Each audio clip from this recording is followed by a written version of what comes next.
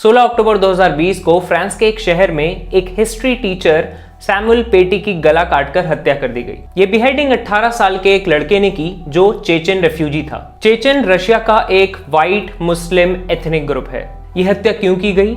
क्योंकि सैमुअल पेटी ने क्लास में फ्रीडम ऑफ एक्सप्रेशन पढ़ाते हुए प्रॉफिट मोहम्मद के वो कार्टून्स दिखा दिए थे जो चार्ली हेब्डो ने पब्लिश किए थे। सैमुअल ने क्लास में ये कार्टून्स दिखाने से पहले ये भी क्लियर कर दिया था कि अगर किसी को कोई दिक्कत हो तो वो क्लास से बाहर जा सकता है, पर सैमुअल को ये नहीं पता था कि उनका कार्टून दिखाना उन्हें इतना महंगा पड़ जाएगा। फ्रांस की गवर्नमेंट ने इसे एक्ट ऑफ इस्लामिक टेररिज्म बताया है और उनकी प्रतिक्रिया काफी ज्यादा तीखी रही है। फ्रांस के अंदर कई सारी इस्लामिक ऑर्गेनाइजेशन और एक्टिविस्ट के ऊपर रेड की गई है और पब्लिक प्लेसेस के अंदर चार्ली हेब्डो के वो कार्टून्स पब्लिक होर्डिंग्स पर डिस्प्ले किए गए। प्रेसिडेंट मैक्रन ने सैमुअल पेटी के साथ सॉलिडारिटी दिखाई और कार्टून्स दिखाने को भी डिफेंड किया। चार्ली हेब्डो की कार्टून्स पब्लिश करने की फ्रीडम को भी डिफेंड किया। उन्होंने कुछ दिन पहले भी एक स्पीच दी थी जिसमें उन्होंने बोला था कि Islam is a religion which is in crisis all over the world. उन्होंने फ्रांस में बढ़ते इस्लामिक सेपरेटिज्म को काउंटर करने के लिए एक new French version of Islam बनाने की बात कही जिससे French Muslim citizens French way of life में इजीली इंटीग्रेट हो सके। गौर करने वाली बात यह है कि मैक्रन ने यहाँ पर रेडिकल इस्लाम की बात नहीं की जो ऐसे इंसिडेंट्स में आमतौर पर पब्लिक लीडर्स करा करते हैं। इनफैक्ट उन्होंने पूरे इस्लाम पर ही कुछ सवाल खड़े किए और उससे भी बड़ी बात उन्होंने कार्टून्स पब्लिश करने की फ्रीडम को डिफेंड किया। फ्रेंच गवर्नमेंट का इतना स्ट्रॉन्ग रिएक्शन और फ्रेंच प्रेसिडेंट के इतने स्ट्रॉन्ग वर्ड्स, लिबरलिज्म के नाम पर होली फिगर्स का मजाक उड़ाना, ये कहां तक जस्टिफाइड है, इसकी बात हम वीडियो में आगे करेंगे। मैक्रन की स्ट्रॉन्ग एंड बिटर स्पीच से पूरा मुस्लिम वर्ल्ड ऑफेंड हो गया। टर्किश प्रेसिडेंट तैयब एर्दोगान ने तो मैक्रन की मेंटल हेल्थ पर सवाल खड़े कर दिए। वैसे इनके मुंह से ऐसे शब्द आना कोई शॉकिंग बात नहीं है, ये पूरी दुनिया में इस्लाम के कट्टर और ब्लाइंड प्रोटेक्टर की तरह उभर रहे हैं। एर्दोगान के अंडर टर्की एक liberal, secular, Muslim majority country से एक इस्लामिक कंट्री बन गई है। इन्होंने पिछले कुछ सालों में टर्की में इस्लामिक फंडामेंटलिज्म बढ़ाने वाले कई स्टेप्स लिए हैं। लेटेस्ट वॉज इन्होंने हगिया सोफिया म्यूजियम को एक मॉस्क में कन्वर्ट कर दिया। इनिशियली ये म्यूजियम एक चर्च हुआ करता था, फिर इस्लामिक कॉन्करर्स ने इसे मस्जिद बनाया, फिर 1935 में इसको एक म्यूजियम में कन्वर्ट कर दिया गया टर्की को सेक्युलर रखने के लिए, और अभी रिसेंटली एर्दोगान ने फिर से इसको एक मॉस्क बना दिया है। पाकिस्तानी प्राइम मिनिस्टर इमरान खान ने भी मैक्रन के ऊपर एक तीखा पर्सनल अटैक किया है। वैसे इनसे भी यही एक्सपेक्ट किया जा सकता था, ये काफी टाइम से एर्दोगान की लल्लो चप्पो कर रहे हैं। कुवैत और कतार ने फ्रेंच प्रोडक्ट्स को बॉयकॉट करना चालू कर दिया है और कई और मुस्लिम कंट्रीज में ये डिमांड बढ़ रही है। और इनफैक्ट इंडिया में भी all India Muslim personal law board ने मुस्लिम्स को फ्रेंच प्रोडक्ट्स बॉयकॉट करने की अपील की है। बांग्लादेश में और कई अदर मुस्लिम मेजॉरिटी कंट्रीज में मैक्रन और फ्रांस के अगेंस्ट प्रोटेस्ट्स भी हुए हैं। इस सब के बीच 29 अक्टूबर 2020 को फ्रांस के अंदर एक और टेररिस्ट अटैक हुआ। फ्रांस के नाइस शहर के एक चर्च में एक टूनिशियन लड़के ने 3 लोगों की चाकू से गोद कर हत्या कर दी।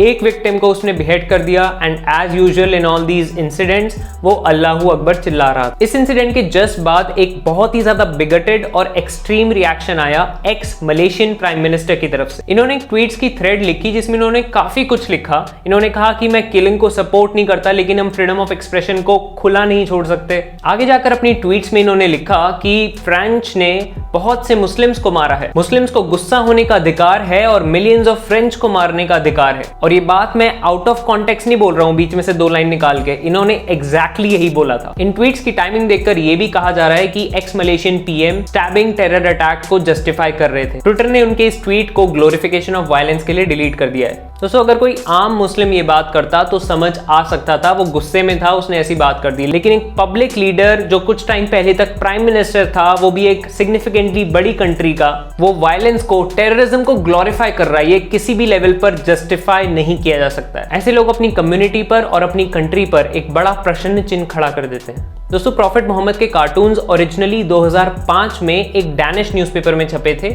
और तब भी ये सब हुआ था। सारी मुस्लिम कंट्रीज ने इसको कंडेम किया था। डैनिश प्राइम मिनिस्टर ने फ्रीडम ऑफ एक्सप्रेशन बोलते हुए इसको डिफेंड किया था। ये मुद्दा काफी लंबे समय तक चला था। सेम डैनिश गवर्नमेंट के अगेंस्ट प्रोटेस्ट्स, डैनिश प्रोडक्ट्स का बॉयकॉट, एक्सेट्रा एक्सेट्रा। थ्रेट्स उस टाइम भी कई आए थे बट कोई टेररिस्ट अटैक नहीं हुआ था। 2006 में चार्ली हेब्डो ने फ्रांस में इन कार्टून्स को रीपब्लिश किया और उसके बाद 2-3 बार प्रॉफिट मोहम्मद के कुछ स्पूफ्स पब्लिश किए। 2011 में चार्ली हेब्डो पर फायर बॉम्ब अटैक हुआ, वो अनसक्सेसफुल रहा। 2015 में 2 अलकायदा टेररिस्ट ने चार्ली हेब्डो के 12 स्टाफ मेंबर्स को गोलियों से भूनकर मार डाला। और इस अटैक के बाद चार्ली हेब्डो ने फिर से पुराने कार्टून छाप दिए। इसके कुछ टाइम बाद फिर से एक पाकिस्तानी लड़के ने चार्ली हेब्डो ऑफिस के बाहर 2 लोगों को स्टैप किया। जब रिसेंटली अभी सितंबर 2020 में उन चार्ली हेब्डो अटैक्स का ट्रायल चालू हुआ तो फिर से चार्ली हेब्डो ने वही प्रॉफिट के कार्टून छाप दिए। तो दोस्तों पहला सवाल पैदा होता है कि क्या फ्रांस गवर्नमेंट का इतना कड़ा रिएक्शन सही है? दोस्तों फ्रांस में करीब 50 लाख मुस्लिम्स हैं, ऑलमोस्ट 9% ऑफ द पॉपुलेशन, और ये मैक्सिमम मुस्लिम्स आए थे from French colonies and also as refugees कई गल्फ कंट्रीज में सिविल वॉर्स के कारण। अभी जो मैक्सिमम मुस्लिम्स हैं वो इन्हीं लोगों के बच्चे हैं, वो फ्रेंच बॉर्न है। मतलब फ्रांस के अंदर काफी अच्छी मुस्लिम पॉपुलेशन है। दोस्तों फ्रांस का सेक्युलरिज्म मॉडल इंडिया जैसा नहीं है। फ्रेंच सेक्युलरिज्म या फिर लेस्टाइस में रिलीजन की पब्लिक स्फेयर में कोई जगह नहीं है। मतलब आप प्राइवेटली जो रिलीजन चाहे प्रैक्टिस कीजिए, लेकिन अपने रिलीजन को पब्लिक लाइफ में लाकर और लोगों को डिस्टर्ब मत कीजिए, इन्फ्लुएंस मत कीजिए। ये फ्रेंच सेक्युलरिज्म मॉडल फ्रेंच की नई इमिग्रेंट पॉपुलेशन के साथ सिंक में नहीं बैठता है। इस्लाम के अंदर एक आदमी को एक स्ट्रिक्ट रिलीजियस आइडेंटिटी मेंटेन करनी पड़ती है विद बुर्का, हिजाब एक्सेट्रा। कई स्ट्रिक्ट और अनअडैप्टिंग कोड्स हैं। ये सब लेस्टाइस में फिट नहीं बैठता। फ्रांस ने 2010 में बुर्का बैन कर दिया था और उससे पहले हिजाब बैन कर दिया था। दूसरा, फ्रांस के अंदर फ्रीडम ऑफ एक्सप्रेशन बहुत वाइड है और इसमें राइट टू ब्लास्फीम भी शामिल है। मतलब फ्रांस के अंदर धर्म का मजाक उड़ाना फ्रीडम ऑफ एक्सप्रेशन में आता है। चार्ली हेब्डो एक satirical, anti religious, secularist, left wing paper है और वो पॉलिटिशियंस, क्रिश्चियनिटी, जुडाइज्म, इस्लाम का मजाक उड़ाता रहता है। पर इस्लाम के अंदर प्रॉफिट का मजाक उड़ाने की, ब्लास्फेमी करने की सजा मैक्सिमम इस्लामिक कंट्रीज में मौत है। वैसे मैंने इस्लाम में ब्लास्फेमी के ऊपर एक प्रॉपर डेडिकेटेड वीडियो बनाई हुई है, ऊपर कहीं फ्लैश हो रही होगी, आप उस पर क्लिक करके देख सकते हो। खैर फ्रांस की ट्रेडिशनल वैल्यूज कुछ मुस्लिम वैल्यूज के साथ कहीं ना कहीं कॉन्फ्लिक्ट करती हैं। ऑल्सो 2011 से अभी तक फ्रांस के अंदर 150 से ज्यादा टेररिस्ट अटैक हो चुके हैं। पिछले 8 सालों में केवल इस्लामिक स्टेट ने ही 36+ अटैक्स करा दिए हैं फ्रांस के अंदर। इस सब के कारण फ्रांस में ऑलरेडी इस्लामोफोबिया काफी ज्यादा बढ़ रहा है। ऐसे सिचुएशन में जो रीसेंट अटैक था उसमें एक टीचर को बिहेड करके मारा गया और बिहेडिंग से मारना एक्सट्रीमली इनह्यूमन तरीका है और पब्लिक एंगर स्वाभाविक है। इस अटैक के साथ शायद फ्रेंच अथॉरिटीज की सहनशीलता बर्दाश्त के बाहर चली गई, इसलिए फ्रेंच गवर्नमेंट इतने स्ट्रिक्ट एक्शंस ले रही है। दूसरा ये भी कहा जा रहा है कि 2022 में फ्रेंच प्रेसिडेंशियल इलेक्शंस आने वाले हैं और मैक्रन की पार्टी लोकल इलेक्शंस रिसेंटली हार चुकी है और उनका कोविड में रिस्पॉन्स भी काफी ज्यादा हल्का रहा है। इसीलिए मैक्रन को एक मुद्दा मिल गया है राइट के वोटर्स को लुभाने के लिए। ये दूसरा रीजन हो सकता है कि फ्रेंच गवर्नमेंट इतना स्ट्रॉन्ग, हार्ड हैंडेडली एक्ट क्यों कर रही है। दोस्तों अगला सवाल है कि किसी धर्म का या फिर किसी होली फिगर का मजाक उड़ाना क्या फ्रीडम ऑफ एक्सप्रेशन है? ये एक डिबेटेबल सवाल है। आमतौर पर फ्रीडम ऑफ एक्सप्रेशन का एक वाइडली एक्सेप्टेड कॉन्सेप्ट ये है कि जब तक आप किसी को हार्म नहीं कर रहे हो, आप कुछ भी एक्सप्रेस कर सकते हो। अब यहाँ पर एक पेच है, आप बेशक किसी को फिजिकली हार्म ना कर रहे हो, लेकिन आप अपने शब्दों से किसी को मेंटली हार्म कर सकते हो। अब इसके अंदर भी कुछ लोगों का मानना है कि इंसल्ट भी फ्रीडम ऑफ एक्सप्रेशन के अंदर एक्सेप्टेबल है अगर आप किसी की पर्सनल इंसल्ट नहीं कर रहे हो, बल्कि आप उनसे रिलेटेड किसी चीज की, उनके रिलीजन की या उनके गॉड की इंसल्ट कर रहे हो, तो आप उन्हें डायरेक्टली कोई पर्सनल लॉस नहीं पहुंचा रहे हो। फ्रेंच मॉडल के अंदर वो गॉड्स की इंसल्ट करना एक्सेप्टेबल मानते हैं, इंडिया के अंदर हम नहीं मानते हैं। मेरे ओपिनियन में इंडियन मॉडल ज्यादा सही है, क्योंकि इतने ज्यादा मल्टीकल्चरल वर्ल्ड के अंदर आप किसी के भगवान का मजाक उड़ाएं पब्लिक में, वो डेफिनेटली उसको हर्ट करेगा और इससे कॉन्फ्लिक्ट ही बढ़ेगी। इंडिया जैसी प्लूरल सोसाइटीज में फ्रेंच मॉडल चल ही नहीं सकता है, क्योंकि इंडिया के अंदर इतने ज्यादा रिलीजन्स, इतनी ज्यादा वेराइटीज और इतने कल्चर्स हैं। अगर सब एक दूसरे का बहुत ज्यादा मजाक उड़ाने लग गए तो फिर हो गया काम। इंडिया में रिलीजियस इंसल्ट्स को इंसाइटमेंट मानकर एक ऑफेंस माना जाता है। अगला प्रश्न है कि क्या फ्रेंच पीएम के कमेंट्स जस्टिफाइड थे? देखिए, मैक्रन का कार्टून्स को पब्लिश करने की फ्रीडम को डिफेंड करना French model of secularism and freedom of expression से देखा जाए तो सही है। वो अपनी कंट्री के बेसिक प्रिंसिपल्स के अकॉर्डिंग स्टैंड ले रहे हैं। अब उन प्रिंसिपल्स को समय के साथ बदलना चाहिए, जब सोसाइटी बदल रही है उन्हें भी बदलना चाहिए या नहीं, ये एक अलग डिबेट है। पर मैक्रन का इस्लाम इन क्राइसिस वाला जो स्टेटमेंट है, एज अ स्टेट्समैन उनको नहीं बोलना चाहिए था। इस इंसिडेंट के ऊपर आप कैनेडियन पीएम जस्टिन ट्रूडो का ट्वीट देखिए, कितना मैच्योर है। The criminals, the terrorists, the cold-blooded murderers who perpetrated these attacks do not represent Islam. They do not get to define Muslims in France, in Canada or anywhere around the world. ये जो statement है ये normal Muslims को radical Islam वाले Muslims से directly separate करता है और हर एक good Muslim इस कमेंट का सपोर्ट ही करेगा। और जैसे कि मैंने पहले बोला, हो सकता है कि मैक्रन ने पॉलिटिकल एडवांटेजेस उठाने के लिए इतने हार्श कमेंट्स बोले, लेकिन आज की प्लूरल सोसाइटी में ऐसे कमेंट्स एक्सेप्ट नहीं किए जाएंगे। अगर मान लिया जाए वो मुस्लिम्स न बोलकर किसी और धर्म के लोगों को कॉल आउट करते तो ऑब्वियसली अप्रोर तो होता। एट लास्ट एक और सवाल, सपोज किसने कर दी बेइज्जती, किसी ने उड़ा दिया एक होली फिगर का मजाक, तो क्या मुस्लिम वर्ड का ये जो तीव्र रिएक्शन है ऑल ओवर ये जस्टिफाइड है?